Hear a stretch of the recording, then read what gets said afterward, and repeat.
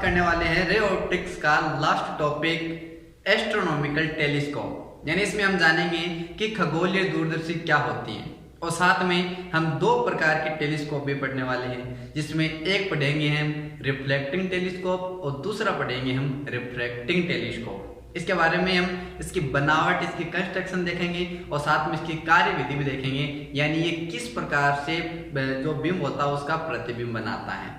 तो चलिए शुरू करते हैं, कॉपी पर निकालिए और नोट्स बनाना स्टार्ट कीजिए। तो देखिए गाइस, सबसे पहले यहाँ पर समझेंगे हम कि खगोलीय दूरदर्शी यानी एस्ट्रोनॉमिकल टेलीस्कोप किसे कहते हैं। तो इसको समझिए जरा। दूरस्थ स्थित किसी ऑब्जेक्ट जैसे वायुयान, तारे, ग्रह आदि, यानी आपके पास ऐसे ऑब्जेक्ट जो बहुत दूर है, जैसे आपके कोई जहाज जा रही है, कोई आपके पास ग्रह है या फिर कोई आपके पास तारे हैं, तो दूरस्थ है जो जिस ऑप्टिकल इंस्ट्रूमेंट से, जिस प्रकाशिकी उपकरण के द्वारा स्पष्ट एवं बड़ा देखा जाता है, उसे हम क्या कहते हैं? खगोलीय दूरदर्शी कहते हैं। यानी आप क्या समझे कि खगोलीय दूरदर्शी क्या काम में लेते हैं कि खगोलीय दूरदर्शी के द्वारा हम बहुत दूरदर्शी, बहुत ही दूर स्थित किसी ऑब्जेक्ट को हम यहाँ पर स्पष्ट और बड़ा करके देख सकते हैं। ओके, चलिए अब सबसे पहले बात करते हैं कि अपवर्तक दूरदर्शी यानी रिफ्रैक्टिंग टेलीस्कोप क्या होता है। तो सबसे पहले तो इसकी बनावट की बात करते हैं। आप साथ साथ में लिख भी सकते हैं, देखिए जैसे भी मैं बोलता हूं। तो सबसे पहले यदि इसकी बनावट की बात करें तो इसकी बनावट में देखो क्या होता है। रिफ्रैक्टिंग टेलीस्कोप के अंदर आपके पास दो उत्तल लेंस होते हैं। क्या होते हैं? दो उत्तल लेंस होते हैं जो समक्ष और अवर्णक लेंस होते हैं। यानी जिसके मुख्य अक्ष जो है, यानी इन दोनों लेंसों की जो मुख्य अक्ष हैं वो संपाती होती हैं। आई बात समझ में क्लियर इतनी? चलिए आगे समझिए। इसमें एक बेलनाकार नली होती है जिसमें एक तरफ बहुत ही बड़ा द्वारक और बहुत ही फोकस दूरी का उत्तल लेंस लगा होता है, जिसे हम ओ लिख सकते हैं। इसका जो ऑप्टिकल सेंटर है वो ओ है, जिसको हम अभिदर्शक लेंस कहते हैं, ऑब्जेक्टिव लेंस कहते हैं। यानी किसी ऑब्जेक्ट से आने वाली जो प्रकाश किरण है वो इस पर आपतित होगी। सबसे पहले भाई इसको हमने यहाँ पर बड़े द्वारक का क्यों लिया है सबसे पहले कि बड़े द्वारक का इसलिए लिया है कि ऑब्जेक्ट से जो भी प्रकाश किरणें आएगी वो आसानी से इसके ऊपर जो है वो आपतित हो सके, इसलिए हमने इसके द्वारक को क्या किया है? बड़ा किया है। क्लियर इतना? तो उस बेलनाकार नली के आपने देखा भी होगा, खगोलीय दूरदर्शी देखेगी होगी, आप दूरबीन देखी होगी, ठीक है। उसमें एक तरफ तो क्या होता है, उस बेलनाकार नली के ऊपर जो है आपका अभिदर्शक लेंस होता है, ऑब्जेक्टिव लेंस होता है, जिसकी फोकस दूरी ज्यादा होती है और जिसका द्वारक बड़ा होता है। ओके, और इसके उस नली के दूसरी साइड होता है एक अन्य छोटा लेंस जिसका द्वारक छोटा है, किसकी तुलना में? इसकी तुलना में। और यहाँ पर इसकी फोकस दूरी भी क्या है? कम है। क्लियर इतना? चलिए, ये एक बेलनाकार नली के दोनों ओर इस प्रकार सुयोजित होते हैं। इसको तो कहते हैं हम अभिदर्शक लेंस, ऑब्जेक्टिव लेंस, और इसको कहते हैं अभिनेत्र लेंस, क्योंकि जिस दूरबीन या फिर खगोलीय दूरदर्शी आपके पास टेलीस्कोप होता है, हम जिस यहाँ पे देखते हैं जैसे टेलीस्कोप में, तो हमारी आंख के पास ये वाला लेंस होता है, छोटे वाला लेंस, तो इस लेंस को हम क्या कहेंगे? अभिनेत्र लेंस कहेंगे। आगे बात समझो, क्लियर इतना? तो ये होती है इसकी बनावट। अब आगे बात करते हैं इसकी कार्य विधि की, कैसा कार्य होगा, हमें प्रतिबिंब निर्माण कैसे होगा। तो जरा समझिए इसको। इसके अंदर देखिए ध्यान से। सबसे पहले आपके पास ये जो ऑब्जेक्टिव लेंस है, इस ऑब्जेक्टिव लेंस पर किसी भी ऑब्जेक्ट की आपके पास जो किरणें, प्रकाश किरणें वो आपतित होंगी। जैसे आपके पास ए बी कोई ऑब्जेक्ट है, कोई भी ऑब्जेक्ट है तो दूरस्थ बहुत ही दूर है, इस ऑब्जेक्ट से ये प्रकाश किरणें समांतर आ रही है, ठीक है, और वो समांतर आ रही है, तो ये जो आपका अभिदर्शक लेंस है वो इसका प्रतिबिंब कहाँ बना देगा? इसके फोकस पर बना देगा, द्वितीय फोकस पर, यानी ऑब्जेक्टिव लेंस के द्वितीय फोकस पर। भाई प्राथमिक आपने जाना है कि यहाँ पर लेंस के दो फोकस होते हैं और दो ही क्या होते हैं? वक्रता केंद्र होते हैं। तो एक तरफ तो होता है, इधर वाला होता है F1, इधर होता है F2। यानी इसके बाद हम कह सकते हैं कि इधर वाला तो क्या होता है आपका प्राथमिक फोकस होता है, उधर वाला क्या होता है? द्वितीय फोकस होता है। क्लियर इतना? चलिए, तो इसके अंदर आपके पास इस ऑब्जेक्ट से तो प्रकाश किरणें आएगी, यानी इस ऑब्जेक्ट का जो प्रतिबिंब बना देगा ये A' और B' यहाँ बना देगा, कहाँ पर? इसके द्वितीय फोकस पर बना देगा। क्लियर इतना? अच्छा, यहाँ पर एक चीज भी लिखना याद रखना कि आपके पास इसका जो हमने बताया कि फोकस दूरी जो वो ज्यादा होती है इसकी कम होती है, ठीक है।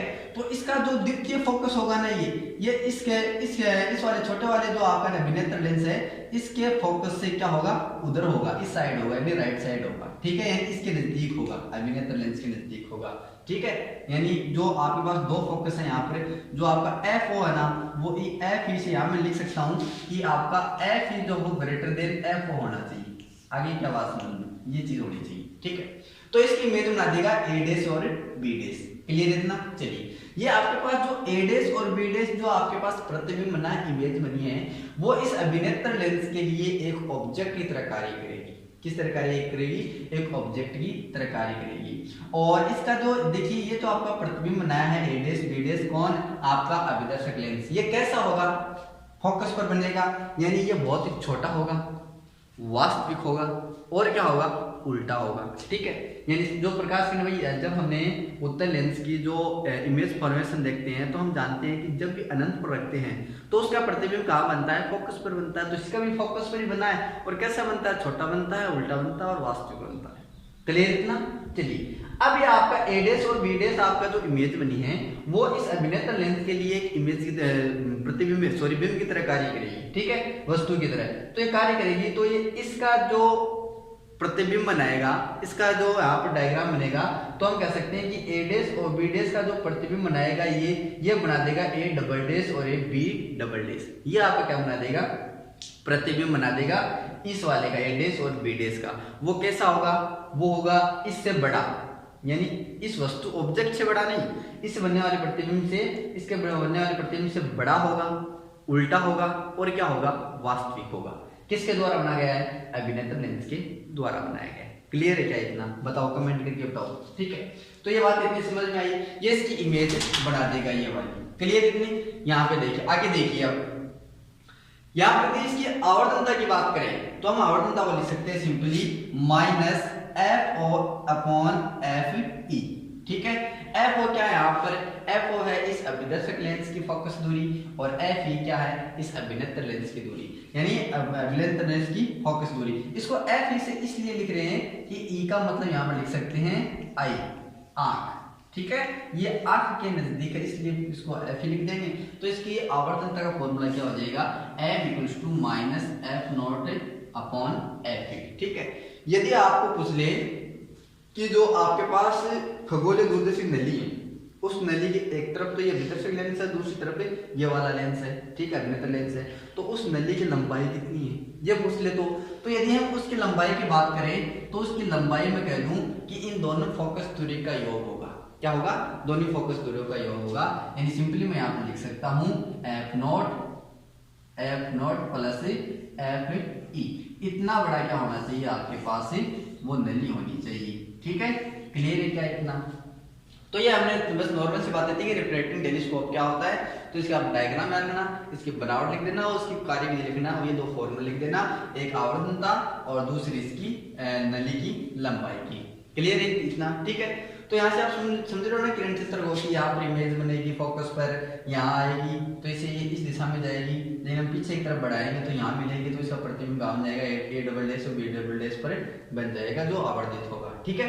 इस चीज का ध्यान रखना। और ये हमेशा कहाँ बनेगा, और ये बनेगा इसका जो फोकस है, उसके फोकस और अनंत के बीच में, इसके फोकस यानी अभिनेत्र लेंस के फोकस पर, यानी ये तो यहाँ इसका फोकस यहाँ है, वो अनंत में कदू इधर है, तो अनंत और इसके फोकस के बीच में बनेगा हमेशा, ठीक है। चलिए, अब आगे बात करते हैं प्रावर्तक दूरदर्शी यानी रिफ्लेक्टिंग टेलीस्कोप क्या होता है। तो देखिए, सबसे पहले यहाँ पर समझिए कि यहाँ पर यदि हम ये काम करते हैं रिफ्लेक्टिंग को, फिर इसको बनाने की आवश्यकता क्या है। देखिए, इसके द्वारा जब प्रतिबिंब बनाएगी तो इसका दूर बिंदु कहाँ होगा भाई, अनंत पर होगा, इसका दूर बिंदु क्या होगा, अनंत पर होगा, क्लियर इतना। यदि दूर बिंदु अनंत पर होगा तो हमारा प्रतिबिंब जो है वो स्पष्ट नहीं बनेगा, बड़ा तो बन जाएगा लेकिन स्पष्ट नहीं बनेगा, चमकीला नहीं बनेगा, तो सही तरीके से हम देख नहीं पाएंगे यदि उसका दूर बिंदु अनंत है तो, ठीक है, नहीं देख पाएंगे। तो तब इसके लिए क्या करना पड़ेगा, हमें ये बनाना पड़ेगा। क्यों बनाना पड़ेगा, देखिए समझिए इसको। भाई हमारा अभिदर्शक लेंस है, ठीक है, ये अभिदर्शक लेंस से क्या हो रहा है, प्रकाश जो वो आपतित हो रहा है, ठीक है, इसका द्वारक भी बड़ा है, लेकिन हमें इतने द्वारक से काम नहीं चलने वाला है, हमें द्वारक और बड़ा करना पड़ेगा। अब यदि हम उत्तल लेंस को और बड़ा बनाएंगे तो दिक्कत हो जाएगी, प्रॉब्लम हो जाएगी, बना तो सकते हैं, कोई दिक्कत नहीं, लेकिन यदि हम बना देंगे तो क्या होगा, तो आपका वर्ण विक्षेपण या विक्षेपण जिसे कहते हैं, वर्ण विक्षेपण या फिर कहते हैं इसकी जो क्षमता है ना प्रकाश किरणों को मोड़ने की विचलन करने की, वो क्या हो जाएगी, कम हो जाएगी और इसकी इमेज जो सही तरीके से नहीं बन पाएगी। तो हम इससे बड़ा जो हम उत्तल लेंस नहीं बना सकते, ठीक है। तो हम यहाँ पर आप इस लेंस की तरह जो अभिदर्शक लेंस है इसकी जगह हम काम में लेने वाले हैं आपका अभिदर्शक दर्पण। और कौन सा दर्पण लेंगे, अवतल दर्पण लेंगे, ठीक है। तो देखिए समझिए इसको आप रिफ्लेक्टिंग टेलीस्कोप, आप समझ गए ना कि आप रिफ्लेक्टिंग टेलीस्कोप को काम लेते हैं, इसकी बजाय ये ज्यादा कार्य करेगा, ठीक है, ज्यादा आवर्धित करेगा, ज्यादा बड़ा प्रतिबिंब बनाएगा, जो स्पष्ट भी बनाएगा और चमकीला भी बनाएगा इसकी तुलना में। क्लियर इतना, चलिए इसको समझिए। सबसे पहले बात करते हैं इसकी कंस्ट्रक्शन की, बनावट की। बनावट कैसी होती है, तो इसके अंदर भी एक बेलनाकार नली होती है, ठीक है, जिसके एक सिरे पर दर्पण M1, यानी इसमें दो दर्पण लगे होते हैं, इसमें एक दर्पण होता है M1, ठीक है, जो कैसा दर्पण होता है आपका, अवतल दर्पण होता है। कौन सा दर्पण होता है, अवतल और दर्पण। आप जानते हैं कि अवतल दर्पण जो प्रकाश किरणों को क्या करता है, एकत्रित करता है, और जिसकी फोकस दूरी यदि हम समझे, फोकस डिस्टेंस वो क्या होगी, f0 होगी, ठीक है, f से लिख सकते हैं। क्लियर इतना, तो एक तो क्या होगा इसमें अवतल दर्पण होगा, और इसकी अक्ष पर ही कहीं एक दूसरा दर्पण होगा M2, ये M2 दर्पण होगा जो हमेशा इसके मुख्य अक्ष के 45 डिग्री कोण पर रखा हुआ होगा। कितने डिग्री कोण पर, 45 डिग्री कोण पर रखा होगा इसके मुख्य अक्ष पर, और इसके सामने ही एक लगा होगा आपके पास कॉन्वेक्स लेंस, आपका उत्तल लेंस, और ये उत्तल लेंस जो इस यहाँ पर इमेज बना देगा।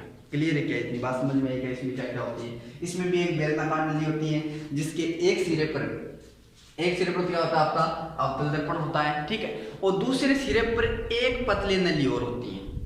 ये क्या होती है, एक पतली नली और होती है जिसको हम खिसकाने का काम करते हैं, आगे पीछे करते हैं। इसमें भी होती है एक और पतली नली, ठीक है, ध्यान रखना, इसमें भी क्या होती है, एक और पतली नली होती है, तो आगे पीछे खिसकाने का काम करते हैं, ठीक है, यानी इसको हम कहते हैं शायद रेक पेनियन कहते हैं, जिसको आगे पीछे हम खिसका सकते हैं, ठीक है।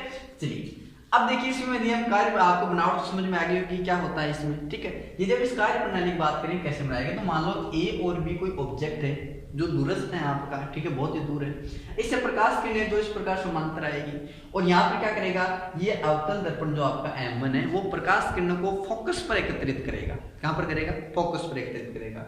लेकिन हम इस दर्पण M2 को, इसके मान लो इसका फोकस जो है f0, वो यहाँ लिख देता हूँ f0, ठीक है, यहाँ पर क्या करेगा, वो एकत्रित करेगा, जिससे हम पीछे की तरफ इसको बढ़ा सकते हैं, ऐसे मान लो यहाँ पर एकत्रित करेगा, यहाँ मिला देगा, ठीक है। अब आगे देखिए यहाँ पर मिला रहा है, इससे पहले ही आपका दर्पण क्या लगा हुआ है, M2 लगा है जो 45 डिग्री कोण पर है, तो यहाँ से एकत्रित होने से पहले ये प्रकाश किरण क्या करेगा, वापस थोड़ा इधर उधर कर देगा, यानी विचलित कर देगा, फैला देगा आपको, या फिर इधर फोकस कर देगा, लेंस की तरफ फोकस कर देगा, ठीक है। तो यहाँ पर फोकस करेगा तो इस अवतल दर्पण से क्या होगा, अपवर्तन होगा, ठीक है। तो अपवर्तन दर्पण होगा तो इस लेंस के द्वारा इस यहाँ पर देखिए, जब ये आपका प्रकाश किरण जो फोकस पर एकत्रित करेगा, ध्यान से समझिए, जब ये फोकस पर FO पर एकत्रित करेगा उससे पहले ये क्या कर देगा, उसको परावर्तन तो होता है, ये दर्पण परावर्तन कर देगा, यानी इस लेंस, इस दर्पण के द्वारा, M2 दर्पण के द्वारा इसका प्रतिबिंब यहाँ बन जाएगा A' और